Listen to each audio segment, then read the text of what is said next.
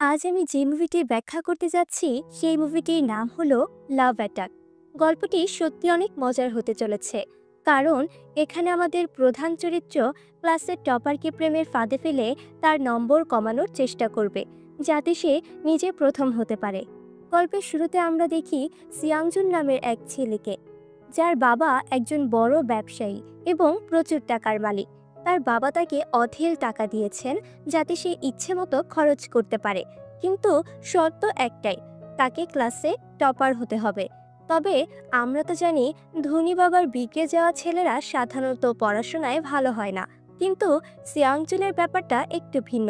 তার বাবা ধনী হওয়ার পাশাপাশি তাকে সব কিছু দেয়, তবে সে নিজেও প্রচুর পরিশ্রম করে। সে কঠোর পরিশ্রম করে তার বাবা মায়ের স্বপ্ন পূরণ করতে চায়।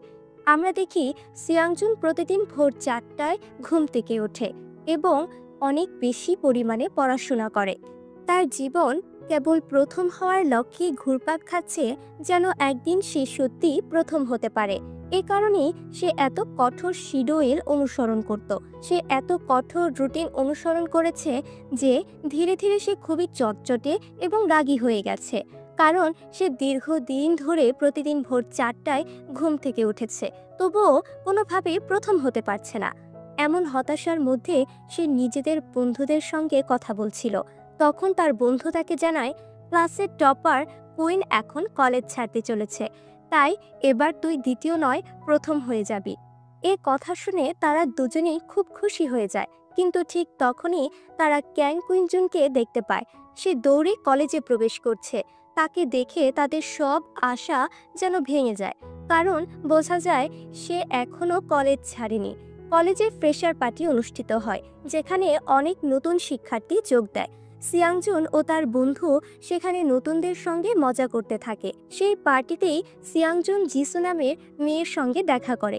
জিসু দেখতে খুবই সুন্দরী, তবে তার আচরণ থেকে স্পষ্ট বোঝা যায় যে সে সবসময় সবার দৃষ্টি আকর্ষণ করতে চায়।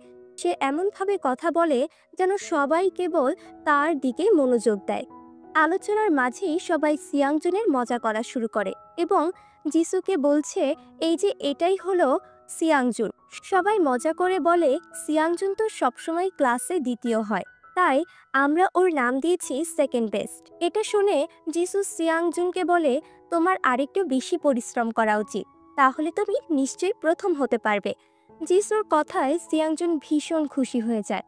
সে এতটাই মোটিভেটেড হয়ে পড়ে যে সে সবার সামনে ঘোষণা করে, আমি সিয়াংজুন শপথ করছি এবার আমি ক্লাসে টপার হয়েই দেখাবো। কিন্তু তার এই কথা শুনে বন্ধুরা তার হাসি ঠাট্টা করতে শুরু করে। তারা বলে, আমাদের তো মনে হয় এটা কখনোই সম্ভব নয় সিয়াংজুন।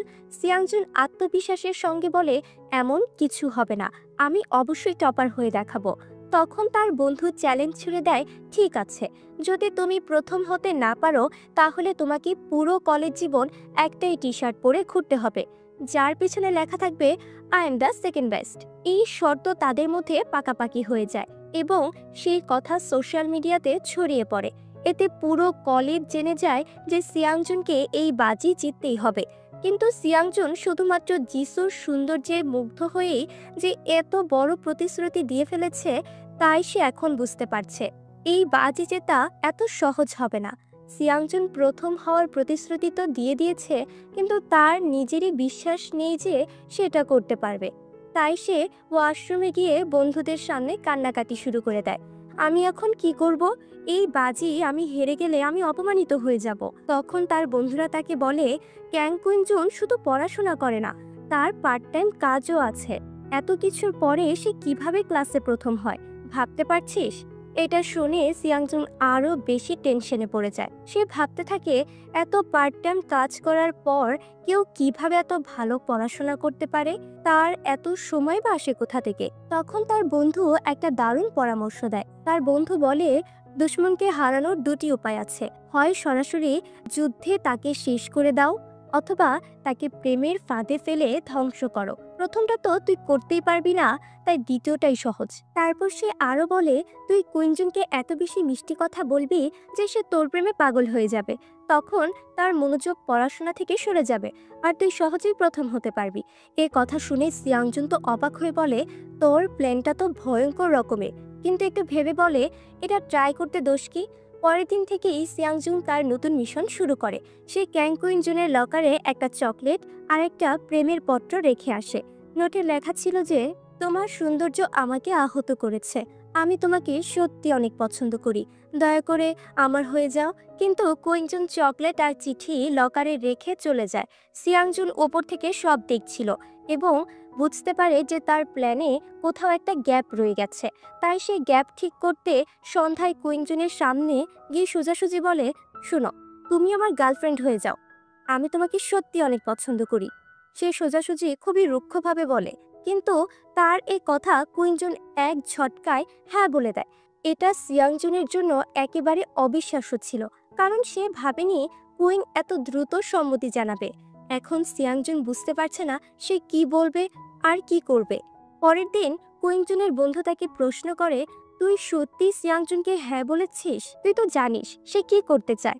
কিন্তু কুইনজুন আত্মবিশ্বাসের সাথে উত্তর দেয়, হ্যাঁ আমি জানি সে কি করতে চায়, আমি সেই ভিডিওটা দেখেছি যেখানে সে টপ করার প্রতিজ্ঞা করেছে।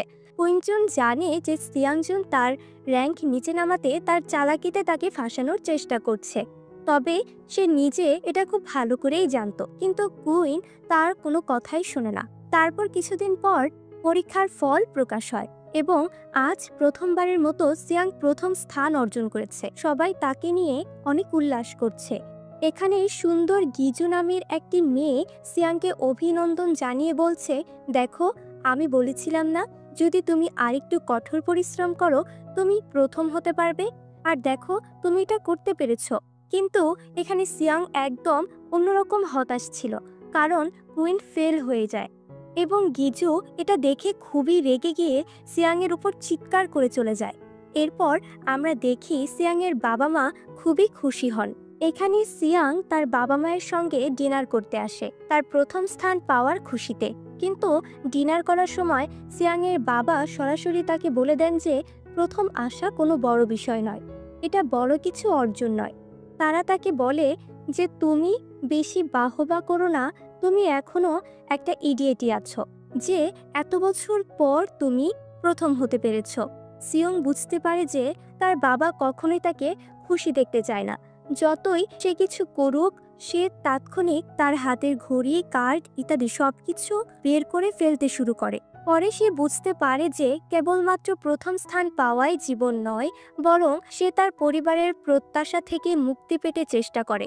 শেষ পর্যন্ত সে তার গ্রামের শান্তি এবং সুখে ফিরে গিয়ে নিজের পথ খুঁজে পায়। সে সাইকেল চালিয়ে আসে, কিন্তু এখন তার জীবন সম্পূর্ণ শান্তি নিয়ে চলে এবং এখন তাকে আর কোনো ধরনের চাপ অনুভব করতে হয় না যে তাকে সবসময় প্রথম হতেই হবে, এমন কোনো চিন্তাও তার মাঝে নেই। সে কুইনজুনকে ডেটের জন্য প্রস্তাব দেয়, কিন্তু কুইনজুন এখনও তার উপর বিশ্বাস করতে পারছে না।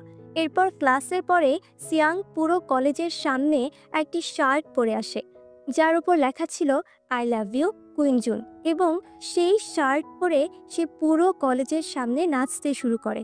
সবাই তার হাসি ঠাট্টা করতে থাকলেও সিয়াংয়ের এতে কোনো পরোয়া ছিল না। পরে সে ফুল নিয়ে কুইনজুনকে দেয় এবং বলে, দয়া করে এটা গ্রহণ করো। কুইন তাকে অ্যাকসেপ্ট করে নেয় এবং শেষে আমরা দেখি যে তারা দুজন একে অপরের হাত ধরে সেখান থেকে চলে যায় এবং এইভাবেই এই গল্পের সমাপ্তি ঘটে। এই সমস্ত গল্পটি আসলে একজন ছেলের মানসিক অবস্থা এবং তার পরিবারের চাপের মধ্যে জীবনের বিভিন্ন পর্যায়ের পরিস্থিতি বিবরণ দেয়। তার পরিবারের প্রত্যাশা অনুযায়ী সফলতা অর্জন করলেও সে নিজের জীবনে শান্তি খুঁজে পাচ্ছিল না, কারণ তার পরিবারের চাপ তাকে কিছুই ভালোভাবে অনুভব করতে দেয়নি। তো কেমন লাগছে এই গল্প কমেন্টে অবশ্যই জানাবে। আমি আপনাদের সাথে আবার নতুন কোনো গল্প নিয়ে ফিরে আসব। ততক্ষণ পর্যন্ত সবাইকে গুড বাই।